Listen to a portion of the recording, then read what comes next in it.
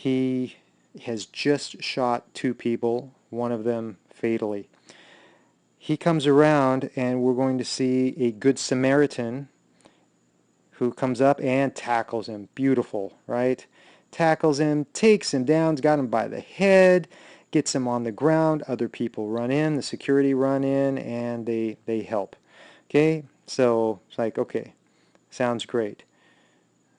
But what do we say? We have to control the weapon, not the body, the weapon. He grabs around the head here, surprises the guy, goes crashing down,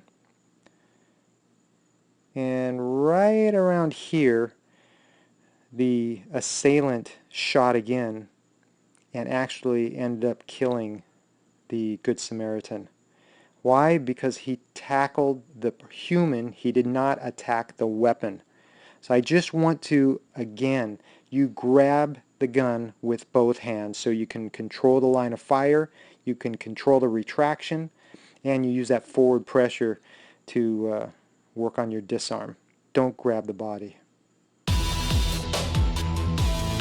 Yes, we're on the ground. Right? It's like, geez, I thought this was a BJJ for the straight thing. Yeah, so the reason I started standing is because these things often happen standing, generally.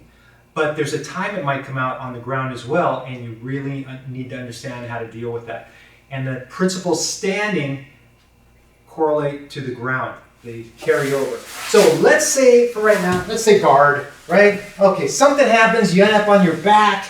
Again, you don't want to be. Later on, you'll see that, man, we really want to stand up here. We don't want to deal with this, especially because weapons may come out. This is a tough place to deal with weapons. But you may not have a choice, so you have to, you have to train here just in case.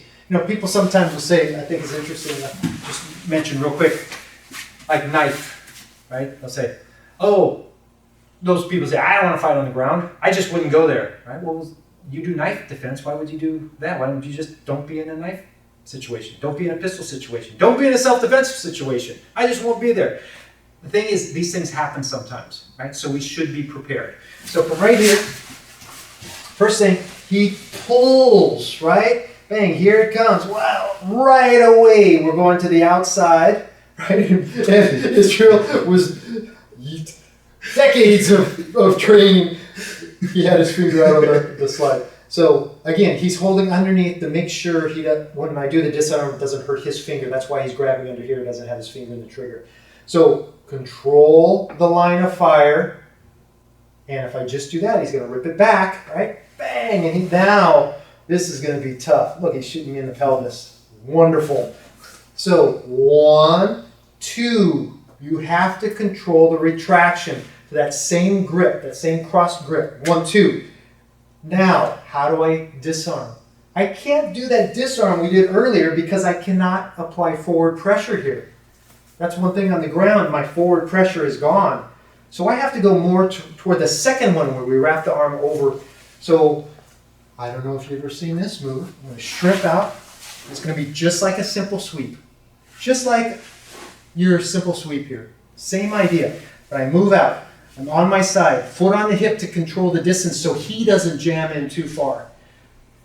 Shin is going to go over his forearm to keep it from moving much. And now I rotate it out of the grip. And it's incredibly difficult for the person to hold on. So this, again, just using basic jiu-jitsu, but altering it slightly to affect a different type of joint.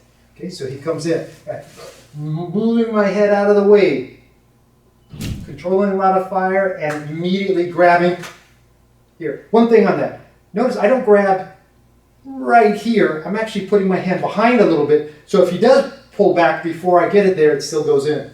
If I try to grab directly at the back and he pulls back just a little, I'm going to miss, and now that might be too late. So I'm always putting my hand over here more around the wrist, and then bringing it up. So if he does pull back, it goes right into my hand. Slide out, foot on the hip. Other shin right across, pressure down and away, but mainly down. If I just go away, he might go with it. I go down with my shin here, and not pointing at you, keeping it away. I'm going to rotate this taking my right hand to pull and get rotational force against his thumb there.